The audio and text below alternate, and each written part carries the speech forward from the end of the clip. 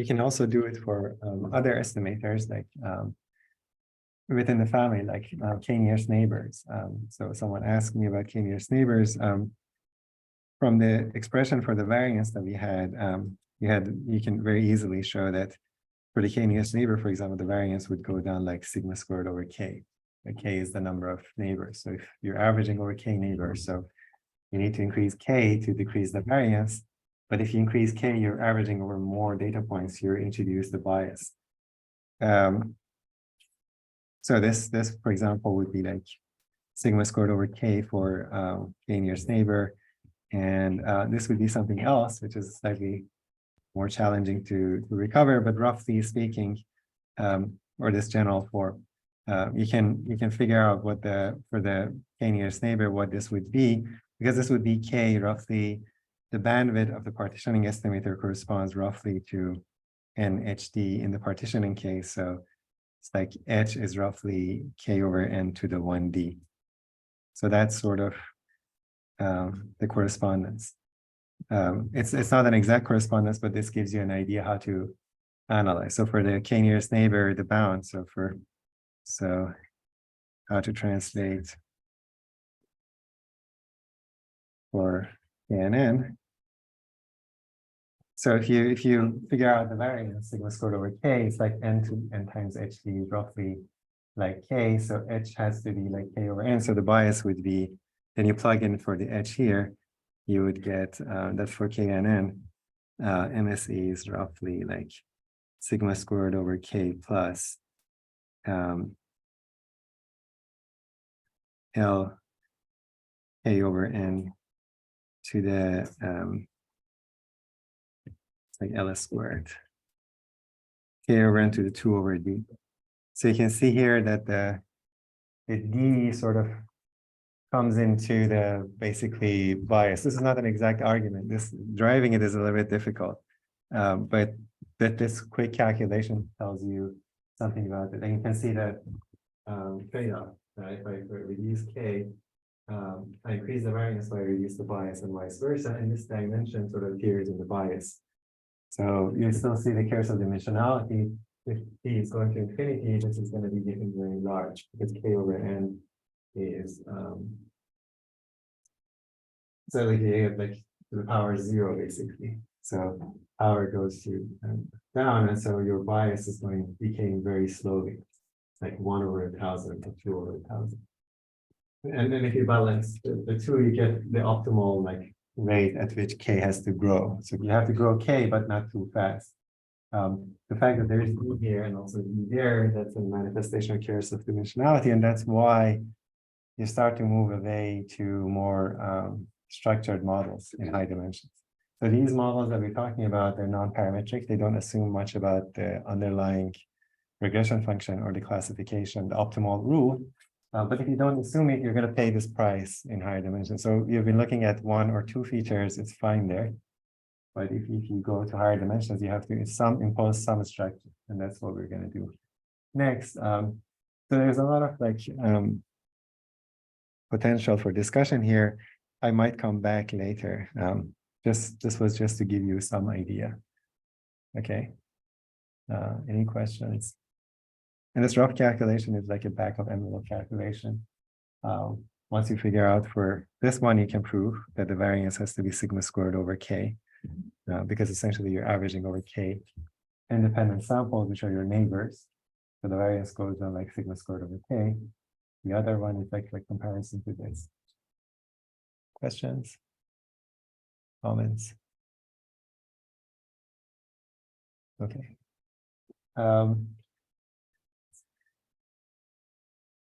Yeah, I might come back to this later. So let's talk about the ROC and then move on. So the last thing that I want to talk about here before moving on to something else is the idea of ROC. If you have a family of classifiers parameterized by some threshold, right? All these classifiers that we came up with in this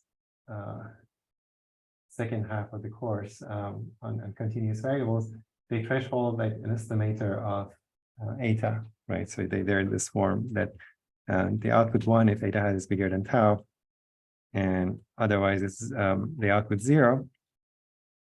And so you can get a better picture than just accuracy if you analyze this family as a whole as you vary tau. So as you vary tau, there is this thing called the ROC, or receiver operating characteristic, which you can compute and plot, and this gives you a very good representation of your classifier. So the ROC is, so basically we have the false positive rate, which is, so I'm going to call, so suppose I fix tau. And when I fix tau, the classifier is fixed. Then y hat tau would be my decision of this classifier on a generic future test point. Okay, so given a pair of x and y's, so this is drawn from the underlying unknown distribution. I have fixed my classifier. This classifier depends only on the training data. Now I can apply it to this generic test function, test point, and see what the output is. It's either 1 or 0. So it either matches the true y or not. If the true y is 1, right? Given the true y is 1, if I declare 1, this is good. So it's called true positive rate. So this is like a rate. And if y is 0, when I declare 1, that's an error. So it's called false positive rate, because you're having a false positive. A true positive is when the true label is 1 and we declare it 1. So 1 usually is positive, 0 is negative. So false positive means there was a positive case and I declared it positive, so true positive. The other one is saying y was negative, the true example is negative, but I declared it positive, so it's a false positive. And so these two rates, they're gonna compete.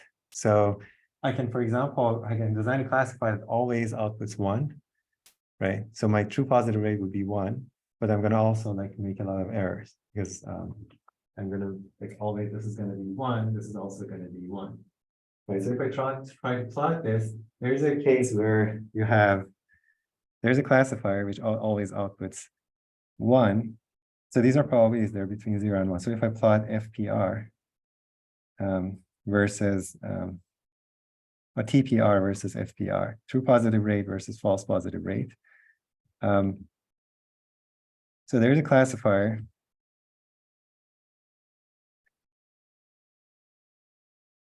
So imagine eta hat is usually, if your estimate is good, it's between 0 and 1, because that's the probability. A regression function in the case of classification is a probability. This is supposed to be the probability of being plotted. So if tau is bigger than 1, so let's say tau is less than 0, tau is negative. This is going to always declare 1. Okay, so when tau is negative, this is going to be always 0. So I have the probability that's 1 is going to be 0. So this true positive would be 0. This one is also going to be 0. So for tau very negative, if I plot these true positive versus false positive, I get this point here. Okay, so that's a classifier that always declares 0. If tau is very large, let's say larger than 1, sorry, the other way around. What did I say? I said tau is very negative. Okay, tau is very negative. This is always going to declare 1. Okay, so these are going to be both going to be 1. So I get this point. Yeah, that was a mistake. So that would be 1 and 1. That's one classifier where tau is very negative.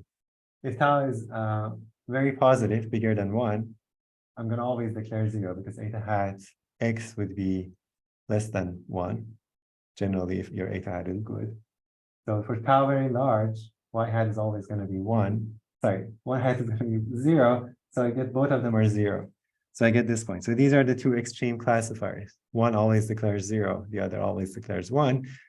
And as I vary tau now, sometimes I declare 1, sometimes not. And the probability that I declare 1, assuming that the true one is 1, versus the case where it's 0, that would trace for the different taus. When I plot this, that would trace a curve. This curve is called the ROC curve. Okay, and then if you plot this, it tells you for different taus, basically you get different false positive rates. You can choose your false positive rate.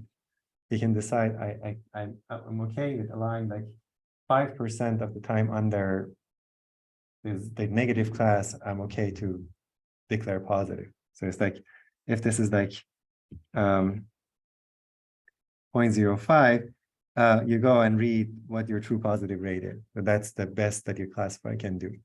Okay, another classifier might have an ROC which is like that. So this is going to be better because given the same false positive rate, you can achieve a higher true positive rate.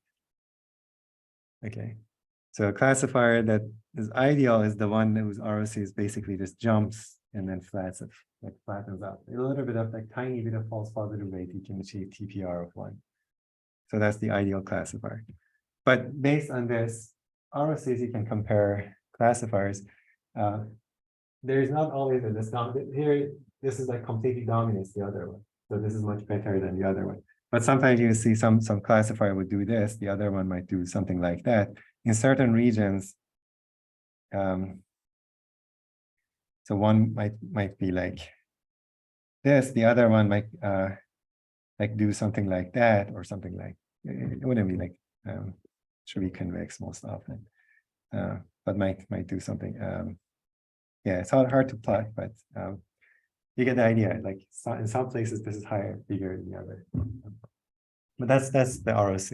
Okay, and the one that threshold of 1/2 is going to be a certain like point here. So the optimal rule is going to be a certain point here. The reason why people care about ROC is that it discounts the base rates. So it doesn't depend on the probability of the marginal probability of y being 1 or equal to 0. So if you have these probabilities, you can, based on the ROC, you can calculate your accuracy. So if I give you these probabilities and you know the ROC, it's not hard. There's actually an exercise in the book to calculate for a given classifier based on the ROC of the family. You can calculate at each one of these points what is your accuracy. But this has the information like which is agnostic to these, sometimes called base rate. So it doesn't matter what the frequency of 0, like positive or negative labels are, especially, for example, in cases where things are imbalanced, right? So if one class is very like frequent, for example, oftentimes the negatives are like the default. So like 90% of the time, y is 0, like 10% of the time, y is 1. Like in medical, like cases where you have a disease, like maybe 5% of the time things are like wrong, but 95% of the time they're okay. In those cases, accuracy is dominated by the larger class. So the majority rule, for example, that just classifies based on y would like we have 95% accuracy. You might think, oh, that's a good classifier. That's like the base one. And then between 95% and 100% is the competition. So for that reason, sometimes accuracy is not, it's okay for what it is, if you understand. So if you have, like, if you want to see what you're doing on an average case, then you do it multiple times on many cases from the same population, accuracy gives you your average misclassification rate or expected like probability of misclassification or expected misclassification rate. But this counts or like decouples the base rate from like the consideration of performance. So for that reason, it's very interesting. Okay, it doesn't matter what the frequency of these classes are.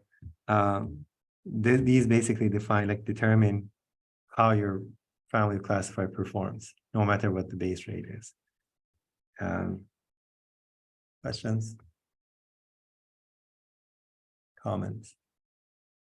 So this is very common in classification. People use this in binary classification a lot.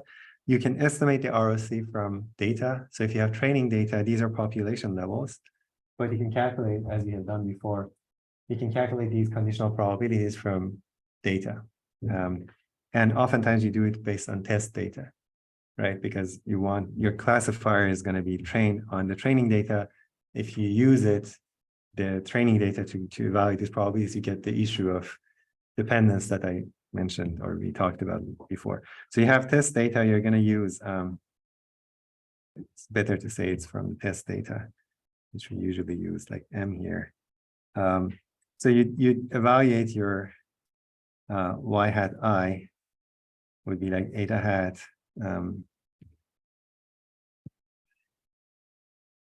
eta hat applied to x, the test data, and this would be for each one of your test points, you get a label, and then the number of times basically that the label matches the true label, one, that would be the number of true positives, and the total number of cases in which the label is like the true label is one, is the estimate of the positive cases. So true positives divided by the number of, this is the number of true positives divided by the number of positive, that gives you an estimate of that conditional probability. Okay. If you want, you can divide by 1 over m. These are the numerator will be an estimate of the probability that both happen. The denominator is the marginal probability that y is equal to 1. So this is like approximately p hat. Y hat is equal to 1 given y equal 1, and this is like estimate of y equal 1, and this would be the conditional distribution. So this is p hat y hat 1 given y equal to 1. So that will be the estimate of the true positive rate. Okay, and you can do it for the false positive, and you do it for every threshold. At every threshold, you get one true positive rate, one estimate of the false positive rate, and then you can plot it. You get a plot like that. This is, for example, I believe, for the breast cancer data with the radius mean, and they had like the Nadaria Watson Gaussian kernel. So that's like the estimated ROC. I might have made a mistake, but you can see that in terms of the ROC, if this is correct, the effect of the bandwidth is even less visible. But my guess is that I made something wrong. So you're gonna like, I made a mistake here. Oftentimes it's not that clean, but you can see it's a pretty good classifier. So it jumps very high. If you do a little bit of, allow it a little bit of leeway here, like 1.0, I don't know, 2, then you can like achieve like an 80% true positive rate. And if you allow for like 25%, you can get to like 95%. If you allow like half of the time you're wrong under the false positive, you can get like a very close to 1. Okay, so that's the ROC here. It discounts the, yes. How is it possible to have 100% false and true positive rate? How is it possible to have 100% false positive rate and true positive rate? Can anyone tell me how is that possible? So basically, how is this possible? Right. That's the question. Yes. The answer's classifier should be always 1. Yes, exactly. So the classifier that always classifies as 1, it has true positive 1, right? Because always positive. It's also false positive 1, because it's always false. Right? The probability 1 under false is wrong. The probability 1 under true is also true. Both probabilities are, because they're basically the probability of the same thing, right? The same event. Same event under the two cases, y0 and y1, right? So this event could have the same like probability 1. So 1 is not good under false positive rate. So the one that has, so this one should be like problematic. The one that has 0 and then 1, like a 0 false positive rate, 2 positive rate of 1, that's like the ideal case, right? Which is very hard to achieve. Yes. In the previous slide, could you go to the previous slide? The P is the one that we are estimating. So everything here is what we estimate. So P is the number of. So Y in the denominator should be Y hat. No, the number of this should be Y tilde, like the true Y. because I'm trying to estimate among the true positives, how many I declared correctly. So among the true, I'm gonna maybe remove the tilde to not confuse people. So the true y, so you want the true, so this is how many have the true label 1. This is saying among the ones that have true label 1, how many we got correct, right? So this gives you the conditional probability. Any other questions?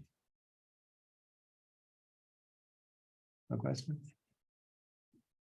This is very clear. Okay, so it's a very useful concept, but you have to remember that this is a property of, one thing that I want to emphasize, which people usually confuse, is property of family of classifiers. You can't say the ROC of a single classifier. So if you classify, your classifier output is binary, like 0, 1, that just would be 1 point in this. So it has a single true positive rate, false positive rate. The reason why you get a curve is because you have a threshold that you modify. So the classifiers, you can either say I output the probability of this classification rate. So you remember this P, like eta hat is usually for us an estimate of the regression function, right? So if you output this is like a numeric value between 0 and 1. So classifiers that output this, then you can threshold it, and the threshold is up to you. Then you can plot the ROC. So you'll see in a lot of these libraries, and you want the ROC, you need to have like a decision function or something like this, the output of your algorithm. You can't have like the final 0, 1 decision. Okay. There is a measure of that people use, which is, so this line is basically the one that flips a coin. So you can flip a coin and decide like alpha % of the time you're positive. So that would be the point alpha alpha. So you can always achieve something like this by a coin flip, a coin which comes up 1 alpha % of the time. So this is like a randomized, or like the worst case, let's say. You can at least achieve this.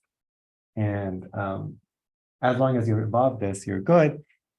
One thing that people calculate often is the area under this curve, the entire area. So area under the ROC, they call it AUC, area under the curve of the ROC curve, which is AUC.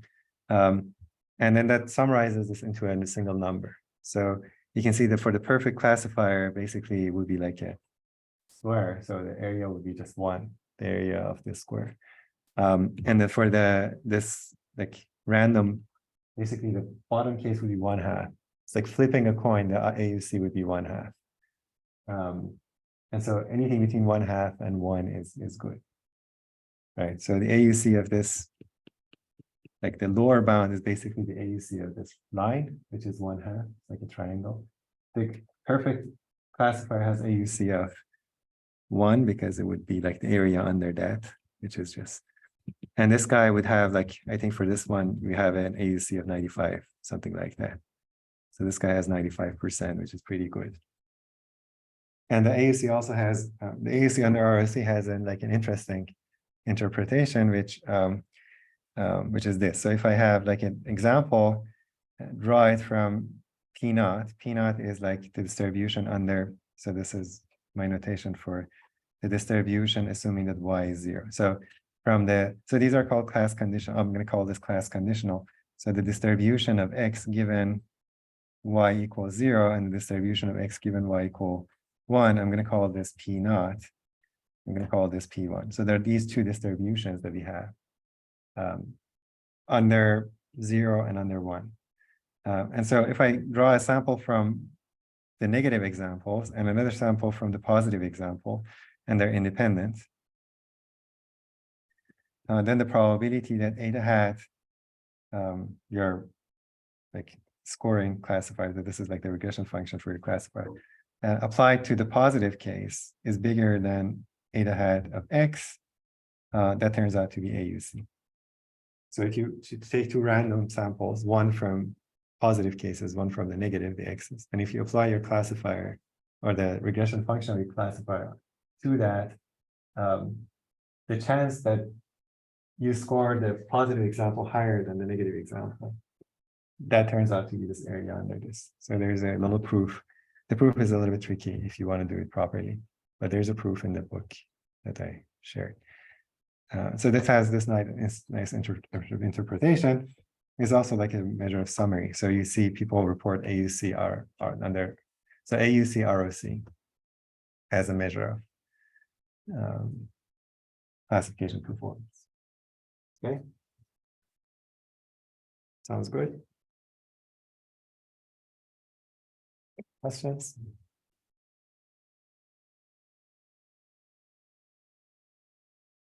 Question? Yes. If we had a best classifier and the ROC plot will be like this, I mean, under the Like 1.5, this? yeah. So the equation is not correct. It will be not correct. What wouldn't be correct? AUC.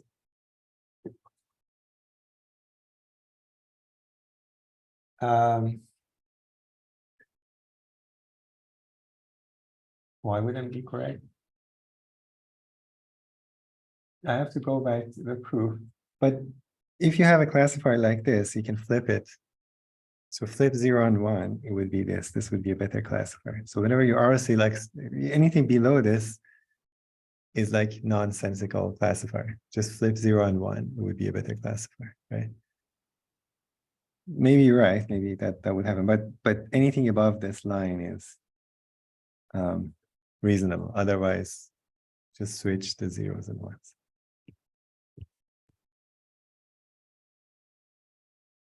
Good question. Any other questions?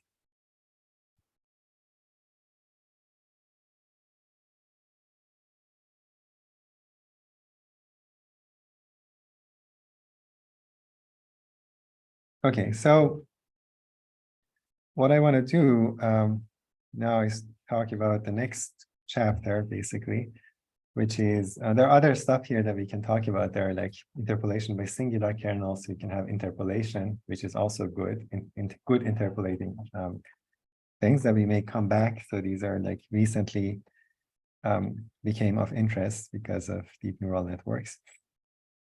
There are other stuff here, like you can like improve, like partitioning is not a good, like it's very discontinuous. You can improve by local polynomial approximation.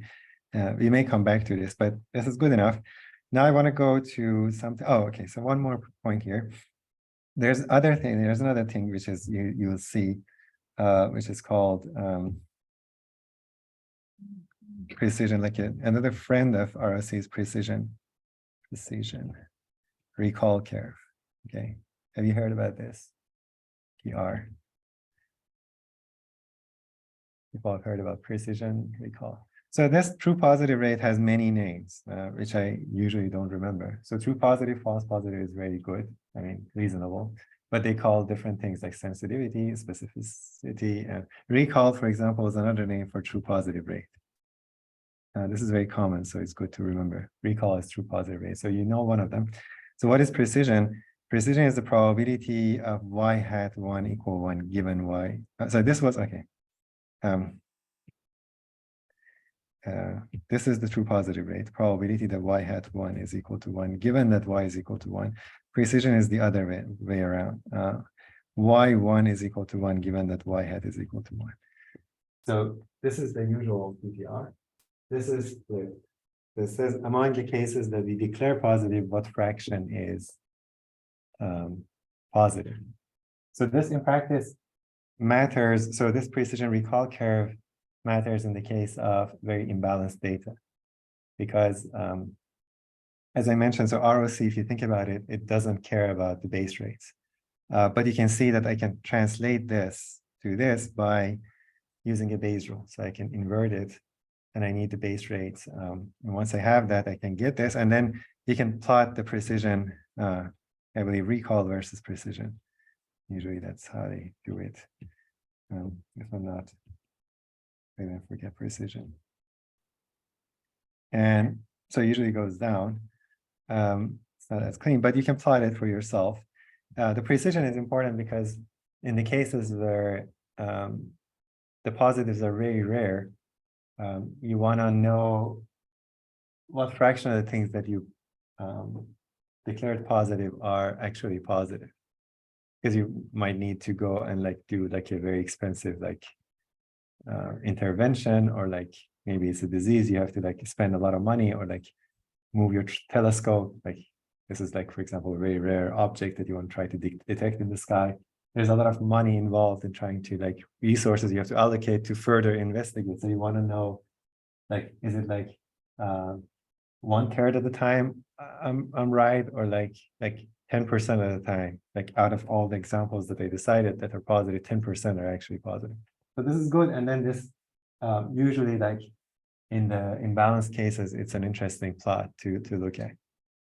So I'm not going to go into detail, so you can calculate using the Bayes rule. Given the RSA, it's a good exercise to try to flip things. And then so you need the base rates here. So PI, given this information and the information and the ROC, you can plot this carry as well. And then there's another, it's like AUCPR, area under the precision recall curve, that people use to summarize this as well. And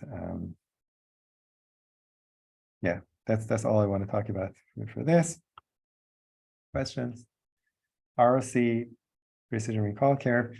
And then let's move on to the chapter, which I'm going to call the empirical risk minimization. Okay, so how many people know what empirical risk minimization means? Haven't heard about it. What do you guess empirical risk minimization means? So that gives you another like general broad. So the things that we were talking about were local averaging estimators. They locally average. Basically, you find an example, you want to classify an example, you find things that are similar to it and average their y's. And the similarity, how you define the similarity with define the estimator. The similarity could be like nearest in terms of distance, or it could be like a Gaussian kernel determines the similarity, or a partition determines the similarity, and so on. Empirical risk minimizations do something very different. Not very different, but it's like a different principle for like coming up classification rules or regression rules. Anyone has any guess of, like, the name suggests something, right? Empirical risk minimization.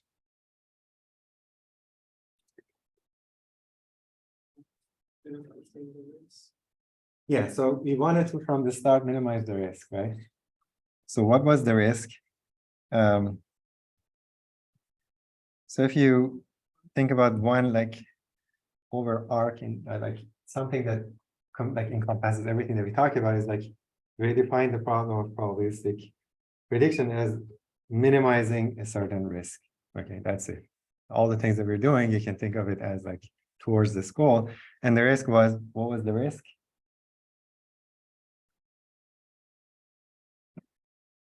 Expectation of certain thing, right? Yeah, expectation of the loss, right? So like if you have a classifier, the risk would be an expectation of f of x and y. This also works for regression, right? F of x is your prediction, y hat, and y is the true one. Take the loss, you take the expectation. So if I can calculate the expectation, I can find the Bayes rule, which is the optimal classifier. But I can't in practice calculate the risk. Why I cannot calculate the risk?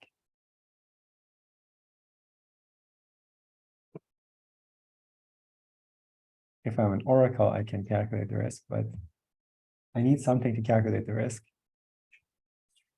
I need a true distribution. So if I have the true distribution, which in some of your exercises, like the exercise 2.5, I have given you this, you could calculate this for any classifier and you can try to optimize. But in practice, we don't know it. So what should we do? You already know how we can like approximate this.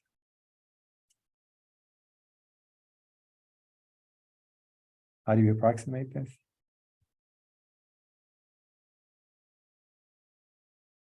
I have training data from the same distribution. Can I use this to approximate the risk?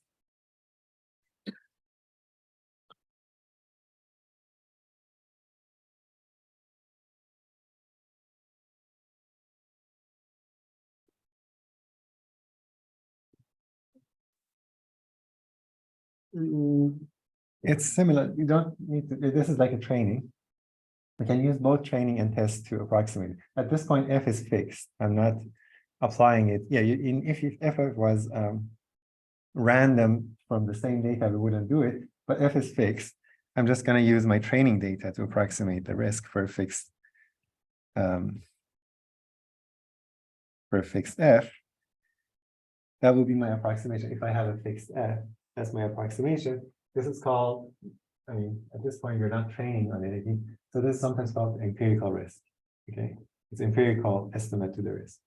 So empirical risk minimization says minimize this guy over F. Instead of this, which you can't, I'm going to find this argument over F.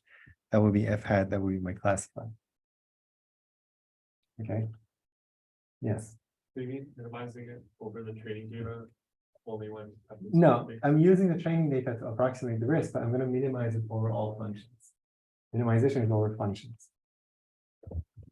Over all classifiers. Functions dependent on the training data, or are they just separated? The function that comes out will depend. So this,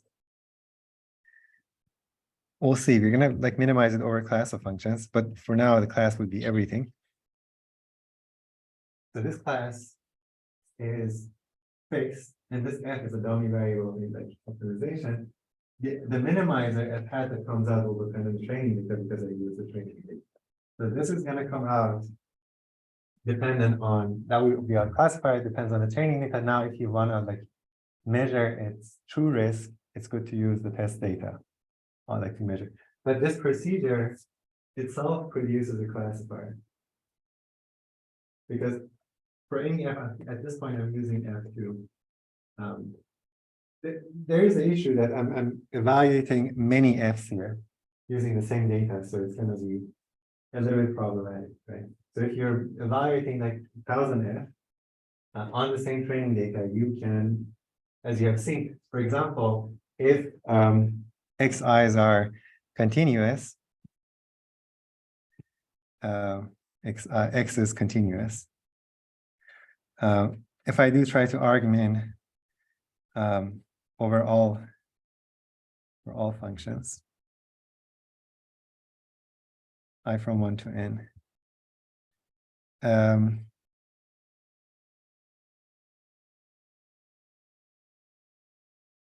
Let's say I'm doing classification. If I try to do this, if Xi is continuous, I can make it 0. I can interpolate basically the Fs that interpolate minimize this, and there are many choices. So there are many interpolating ones. So that's the idea of overfitting. So if you do it over a general class, it's going to overfit. But if, for example, X was discrete, like a binary variable, you can minimize this over all functions, and this would be equivalent to the plug-in rule that we mentioned. So it's not a bad idea if the covariates are discrete and there are not that many levels. Just minimizing this would be equivalent to like a plug-in estimate. But if you care about the continuous covariates, like maybe high-dimensional covariates, then because I'm minimizing over a large class, I can basically reduce this to 0, and it's not going to be helpful. So what happens in practice is that you impose some condition.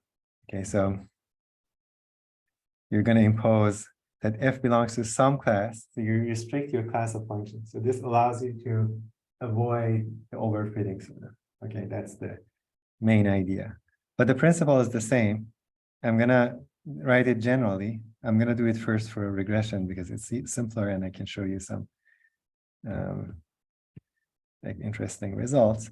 And then we're going to do it for classification. So this is the general principle. Try to reduce the class size. And for example, for regression, what this happens to be, so for regression, I'm going to do it first for regression because you guys are familiar with regression. So F hat would be argument. Do you remember what loss we picked for regression? 1 over n summation I from 1 to n. Sorry? Yeah, quadratic loss. So quadratic loss would be just f of xi minus yi squared. Okay, so a simple class of functions to, so if I try to minimize over all functions, I'm going to interpolate. You're going to like pick an f whose value at xi is equal to yi, and then elsewhere you can define it however you want, and this would be 0. And there are many of those choices, so it doesn't make sense. The simplest thing to assume is that, for example, f is like this, f is the class of all linear functions. Okay, assume that, for example, that sample space for x is a subset of Rd, then this f would be equal to the set of all functions that I can write as f of x is like theta of x. So you can write it as f theta if you want, times x. The inner product of theta and x. Like theta is a vector, x is a vector, I can write theta times x. These are the class of all linear functions. So now this class is restricted because it doesn't contain polynomials, doesn't contain things that legal, it's just things that are like linear. And if I do that, I can plug that in. So I can say, instead of minimizing over f is equivalent to minimizing over theta, basically. Theta would be an Rd of 1 over n summation I from 1 to n. This would be like theta transpose xi minus yi. So that would be your empirical risk minimization with quadratic loss and a linear function class. Yeah, now this is like a finite dimensional optimization problem that I can solve. Right? Sounds good. This is not going to overfit because it's unlikely that I can find a linear function such that for all the training data, this matches exactly that, unless there's sort of, these are already coming from a linear model with no ones. Is this clear? So we start from the original problem, impose some restriction on how these functions behave. Here I'm imposing linearity. So the functions have to be linear. In the univariate case, it would be just like, okay, you know multivariate regression. So does this look familiar to people? Is this like something that you've seen before? Is this a problem that you know about? So what this problem is? You know how to solve this? This should be like a particular estimate. So this is not okay. This has to be theta hat, and then I define f hat to be f of theta hat. So f hat x would be theta hat transpose x. Okay, because I reduced the problem to estimating theta, so that would be the minimizer of this function over theta, and then my function would be just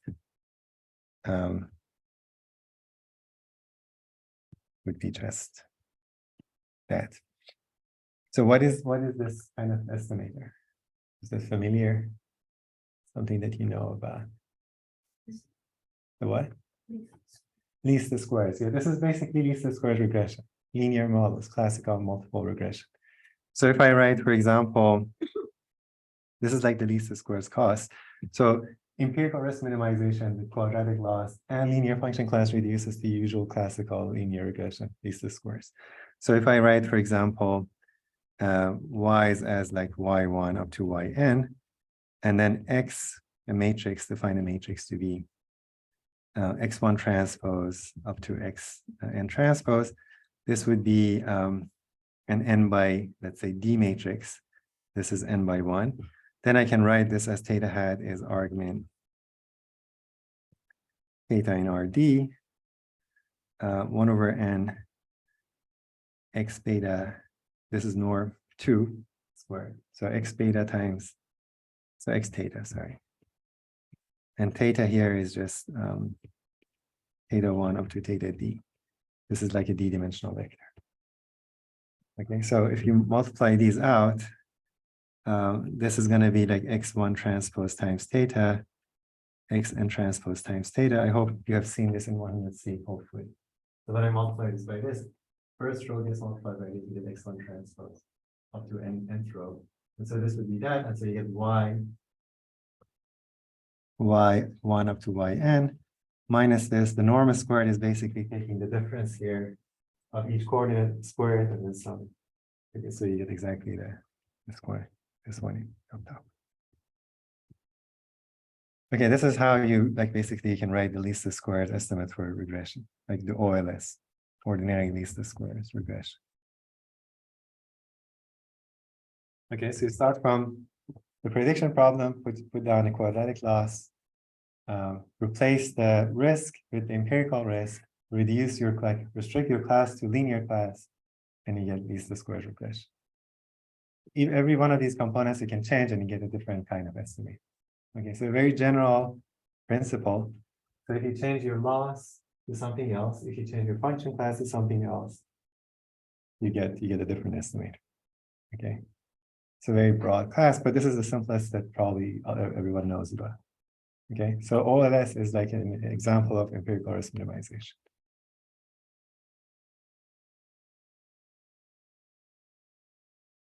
Questions? People remember this? 100C maybe? No? Any questions? Is this like vector matrix form familiar to people? Okay, good. So how do we solve this? It's an optimization problem, yes. Where's the corresponding page in the text? It's not there yet. I'm not uploaded. It's gonna come up. Not this part I haven't written, but the empirical risk, like the chapter is coming up. Yeah. This one you know already. It's like from your memory. So you can refer to your memory. So how do we minimize this? This is the usual regression. Like usually you see the theta is beta, like in statistics, right? X theta minus y squared minimum. So anyone remembers the solution of this? Usually you like memorize the solution as a statistician. Yes, and then set it equal to 0 and solve, you get normal equations, and then you can invert it under assumption that X is full rank. So remember what you would get?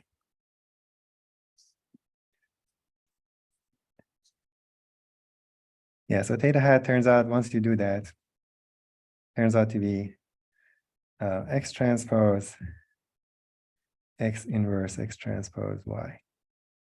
Okay, and then you teach an entire course based on this. Okay. Right. That would be 100C. So what I want to do here is not like do that. I want to introduce this idea of a general algorithm for solving optimization problem that we can later apply to problems in which we can't solve explicitly. Okay. So what is a general principle for optimization that you know about? Let's see if people know. So I can take the derivative, say equal to 0, but usually like for complicated problems, I can't solve that equation. And also first that gives you stationary points. They're not necessarily minimizers. So for example, this function, the derivative is 0, but we have a maximum. This function, the derivative is 0 here, it has a minimum, and like x to the third, this is like negative x squared plus 1, let's say, this is x squared, this is x to the third. This has 0 derivative here, and it's neither a minimum nor a maximum. It's like a saddle point type. So then you have to worry about that, but at least it gives you a stationary points. Zeros of the derivative, which is also called gradient in this case. Zeros of the gradient will give you stationary points, but we can't find that. Those like would be nonlinear equation. So what is the general principle so people know about? Gradient descent. Okay, good. That's what we want to talk about. So what is gradient descent? It's a very general approach and a very fun thing to try. I'm hoping that we can try it today, but yeah. Take the gradient with the step size. You take the gradient. The gradient doesn't have a step size, right? Or like big step size. Multiply by a step size and move in the direction of the gradient. If we move in the direction of the gradient, we're going to maximize the function. You have to move in the direction of the negative gradient. Right. So what is the gradient? So suppose we have like we're trying to like this the general blueprint is like argmin. I have a function of theta that I want to minimize. This is very general. So this function here is f theta. In general, this would be like we'll see like some f theta. So I have some f theta differentiable. So the gradient descent tells you like take the next step to be the previous step plus step size in the direction of the gradient. So minus, let's say mu, negative gradient. So gradient of f at theta. The previous step, I evaluate the gradient of f at that point, take its step size in the negative direction, and then add it to the previous step, that would be my new step. Okay, that's called the gradient descent. It's descent because it's gonna reduce like the size of the function, so it's gonna try to minimize it. So what is the gradient? Yes. The derivative. It's the derivative, some kind of the derivative. So it's like this function is multivariate, right? So it's like RD to R, and so the derivative of this, like mathematically, what is the derivative of a function like this, or general derivative? What is the derivative? Let's remind you what the derivative is.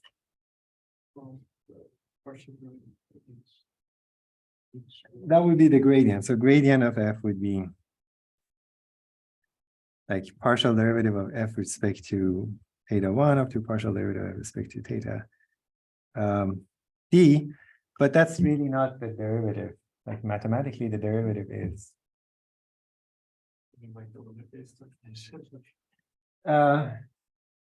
the limit base is, yeah, but I'm looking for a specific thing. What is the derivative? So what happens, for example, if I like have a function which is like from RD to RP? What would be the derivative of this?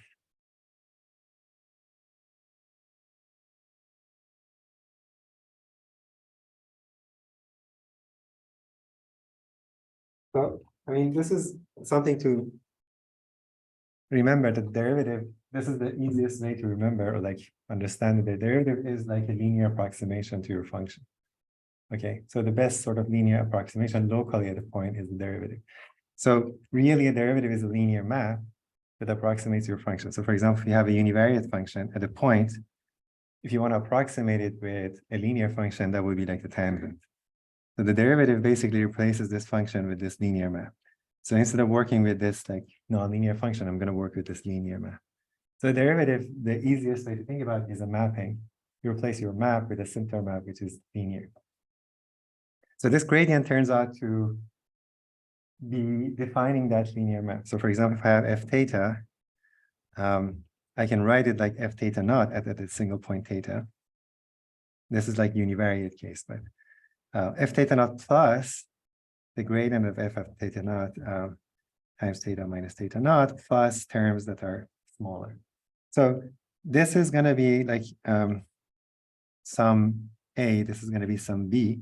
So this is a linear map. So a map that looks like A plus, it's actually a affine map. So this map that maps theta to this, it's just linear. If this wasn't in there, it would be linear, it's like affine, but it's just a hyperplane, or like in this case, something like that. You're saying I'm going to replace this function with this function plus some remainder. So this gradient is going to be what defines this linear part. Okay, so the only way that I need to define this is to specify this normal here. This is going to be like the vector. The rest is followed because I want to match the function at this point. So I want this to pass through this point. So you can see if I put theta naught here, it's gonna give me theta naught. So the way I constructed this, it's a linear function or a affine function that passes through the same point that f passes, but otherwise it's linear. So in terms of theta, you can see it's just a linear product. And this gradient is whatever is there that defines this linear map.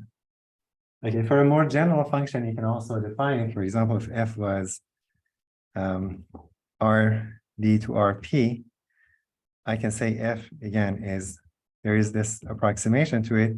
Now, a general linear map from rd to rp, what does it look like? I have a general linear map. How can you describe a general linear map?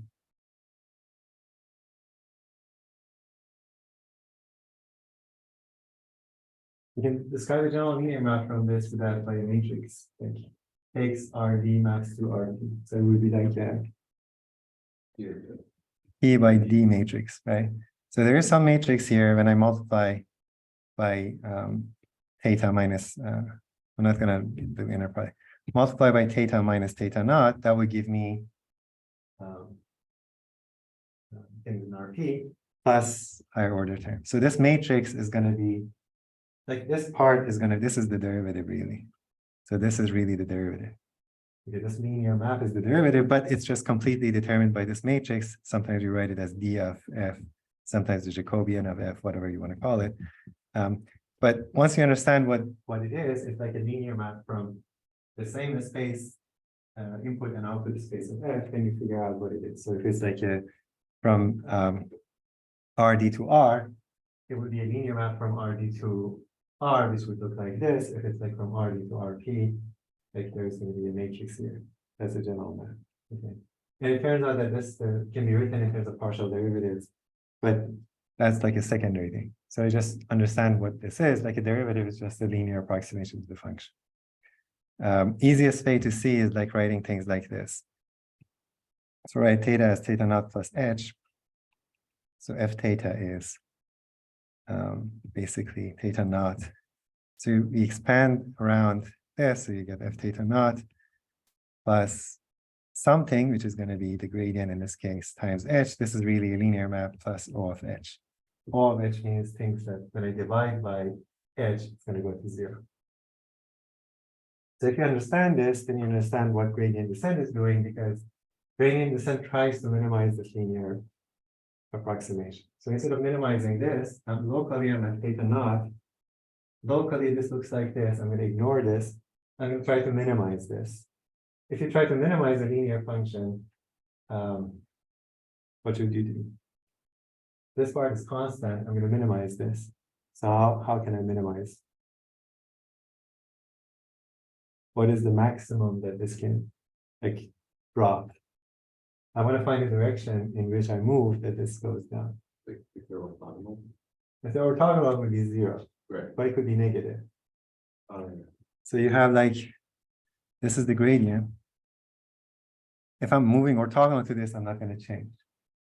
That actually defines the level set. So we'll see. If you move orthogonal to the direction of the edge, locally, you're not going to change. So that defines the set of all like as a function on which you don't change locally. So those are the level sets that are orthogonal. But I can do better. I can move in the, yeah.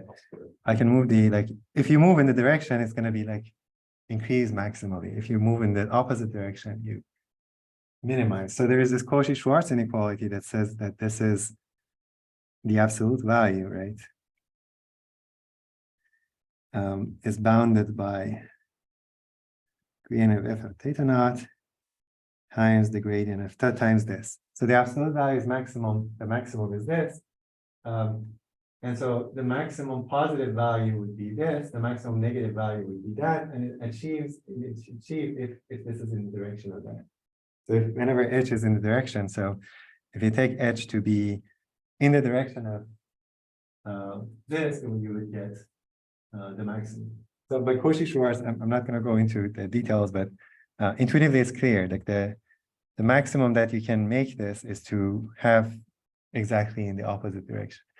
Now I can make this like go to infinity, negative infinity, by just moving like all the way. You can move everything very far, and this would drop indefinitely. We won't do that because this is locally valid. Okay, locally, this is good, but if you move too far, this approximation is not going to. So you want to take a very like tiny step in this direction. That gives you the gradient. Okay, because of this extra term. If it was really linear, like when you try to minimize it, it would be like unbounded below. So you go to negative infinity. But I'm going to use this just to figure out the direction of the descent, but I'm going to take a tiny step. And how much you take a step depends on how well this approximation is. If you take a very large step, you're going to move away. So the gradient update would be like theta hat. Let's say sometimes I theta plus. The next step would be the previous theta. Let's say theta naught plus like a tiny bit in the direction of the gradient. Okay, I'm going to move it a little bit in the direction of the gradient. And then if I plug that in, you can see that f theta plus would be f theta naught minus mu, and then inner product of this would be like the norm squared. So if you plug it there, right, think of this as this is theta plus, the next iterate. If you plug that in, you get h would be basically this, right, negative this. You plug that in, you get negative mu times the inner product of this with that would be this. And so you can see this is because of the negative sign, this is going to be strictly less than f theta, so you actually drop. So if this extra term, there's an extra term here. So if this is sufficiently small, this would be like O of mu gradient of f theta. So really it's going to be O of mu because gradient of f theta is fixed. It's going to be of the lower order than mu. So what it's saying is that if I divide this by mu, it's going to go to 0. So it's like going to 0 faster. So if mu is sufficiently small, this term dominates this, and so you get a negative here. And so this whole thing is going to be smaller. It's just the idea of gradient descent. Okay. But the geometric picture should be clear. Sounds good? That's gradient descent. So we can implement this. Questions?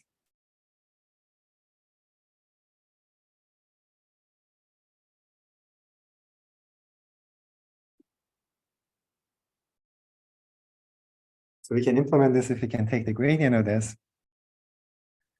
And in a different course, I would ask you to take the gradient maybe. But I want to introduce like the machinery of like PyTorch that does this for you. So it takes the gradient for you. For this course, you don't necessarily, you still have to probably take some gradients, but there's this package in Python which is very used very extensively nowadays. PyTorch, that's why I ask you to fill out the survey, which like 1/3 of you did, or like go and do that after the class. So that does this gradient calculation for you. So you give this the loss function, it does the calculation of the gradient. So really gives you the function, you give the function f, it produces the like a gradient of f at theta naught, and you just take this step. So you can implement gradient descent for a very large class of loss functions without actually taking the gradient yourself. But if you understand what is going on, then you're safe to use it. You don't need to worry about taking the gradient, as long as you understand what the gradient. So gradient is like going to be partial derivatives. It's like to theta, but I want to emphasize this viewpoint. It's just a linear map that approximates the function, and this gradient here is going to be like determining what this is. In a higher dimension, it would be something else, like the Jacobian matrix that determines this. In another space, it would be something else. But it's always like a linear map that tries to approximate the function locally. And the gradient descent tries to minimize this local linear approximation. So you're going to move, you assume that this is the function, you're going to move in the direction which minimizes this locally at each point. If it's like that, you're going to move, once you're here, you're going to move this way. If you're here, you're going to move in that way, because this function is, so you can see like you're going to move back and forth. So if you're at this point, the linear approximation tells you to move in this direction, because that's how it gets smaller. If you're at the other point, it tells you to move in this direction, because that's where the gradient, and then when you get close, the gradient starts to go down, so you take smaller sort of steps, assuming that the step size is fixed. Sounds good? Questions? Okay, so now I'm gonna bring out the fun stuff, see if you can do some gradient descent. Let me know if you have questions, if this may take a bit. I'm gonna try. let's be brave, try to see if we can do some fun stuff. Fortunately, we have 5 minutes, but let's try.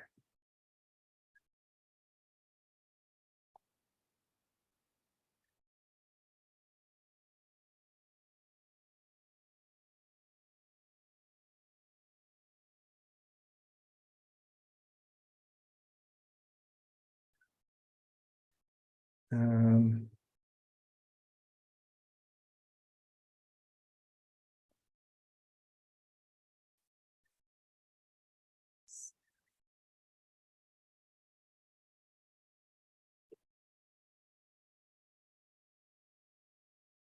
let's see if this works. I can do this at the same time. It would be great if I can.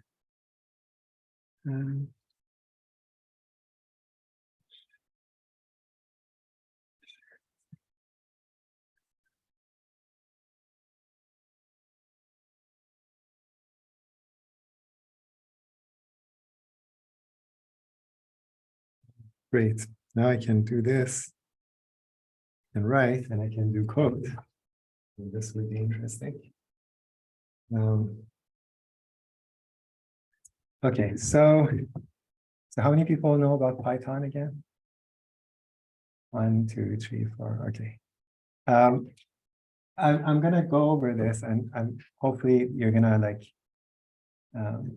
learn. Even if you don't know, it's the syntax is very simple, and it's good to learn Python. Okay, because it has turned to the de facto language of machine learning, and this Python, like PyTorch package, is very fine piece of software. So if you know it, you can like do a lot of interesting stuff.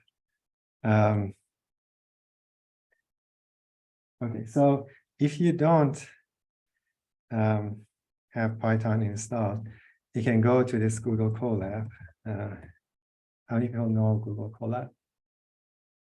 Okay, 1. So go to this, and you can create like a notebook, and all of these things are installed already. So PyTorch, Torch, NumPy, Pandas, like all of these are there, so you can just run your code. Okay, and it's also in this notebook format, so you can run each cell and see the effect. And the reason why I'm going to use this here, though, is that because of a very fun thing that's there, which is, so this is Visual Studio Code, and there is this thing called Copilot, GitHub Copilot. Because you guys are a student, you can sign up for it. There's a GitHub Education. It's like ChatGPT, but for coding. So you write down what you want and just completes it for you. And sometimes it reads your mind. So I want to show you that, and also like do the gradient descent. So let's see if we can, how can I get rid of this? Okay. Let's see if I can.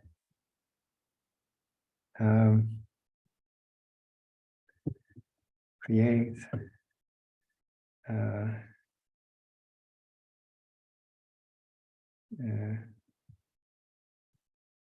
design matrix. Okay, it's going to write an entire function. Is it reasonable? Yeah, I don't want to do this, but you see the point. So I already have it here. So yeah,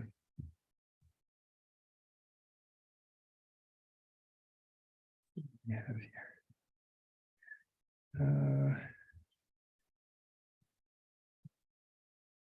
Yeah, okay. So by the way, this entire thing, so I asked, like, this is what I wrote.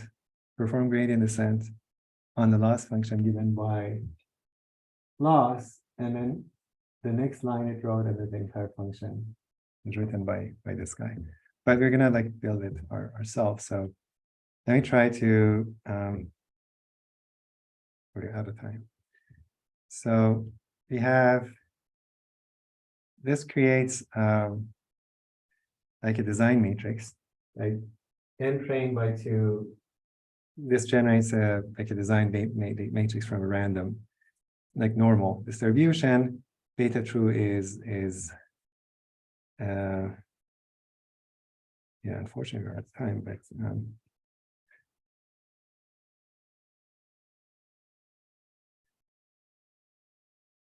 yeah, because we're out of time, I'm going to show you the result next time. I'm going to come back and show you what actually how you can do it. So these are the level sets of that like y minus x beta. So you can see this is x beta. This is the like the product x at beta. I hope it was better looking, but minus y, this is squared. This is like y minus x beta squared norm. And then these are the level sets. And this is going to do the gradient descent. And I'm going to show you next time how to do this. But you can see it's not at the point. And unfortunately, the colors are not. I'm hoping that you can see. So it's going to move perpendicular. Let's see if I can make this colors a little bit better.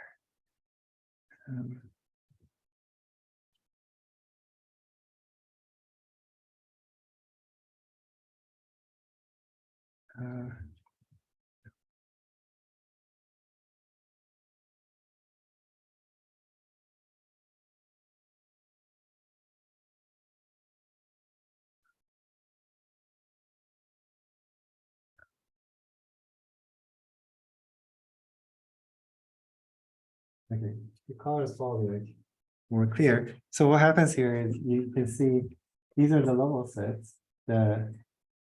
These are the contours of the level sets. And then you can see I'm taking this step in the direction of the gradient. The gradient would be always orthogonal to the level sets. And then like you take the steps and then it moves to the minimum. And it depends on how you do the step size, but we're out of time. Next time I'm going to come back and show you how to do this. And once you understand this, then you can do like easily like replace the loss with logistic regression or some other thing, and then it does this for you. Okay, any questions? We'll come back next time and then do this. We don't have time. Thank you, guys.